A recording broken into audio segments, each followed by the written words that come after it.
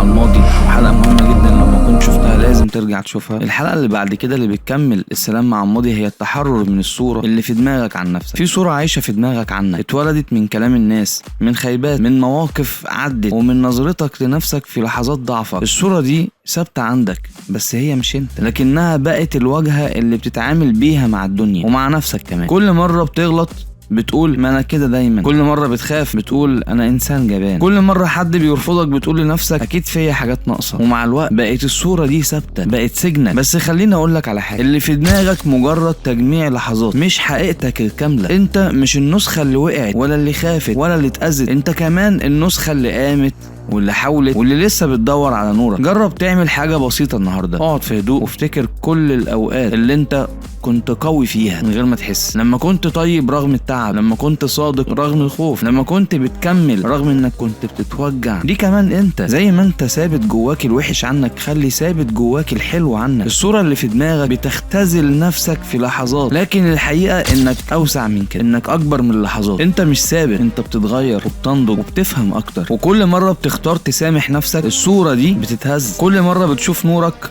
بدل غلطك بتتحرر خطوة. التحرر الحقيقي مش انك تمسح الصورة، لكن انك تبص جواها من غير خوف وتقول كنت بحاول ومش ندمان. ساعتها الصوت اللي جواك هيهدى، صورتك الصعبة عن نفسك هتقل، وهيبدأ سكون الذات الحقيقي. مش لما تكره نفسك القديمة، لكن لما تحتضنها وتشوفها بعين الوعي. لما تفهم ان صورتك عن نفسك لو مش حلوة، لا لازم تخليها حلوة. لازم تشوف نفسك احسن حد في الدنيا حتى لو هي في الواقع واقعة. كفاية انك بتحاول.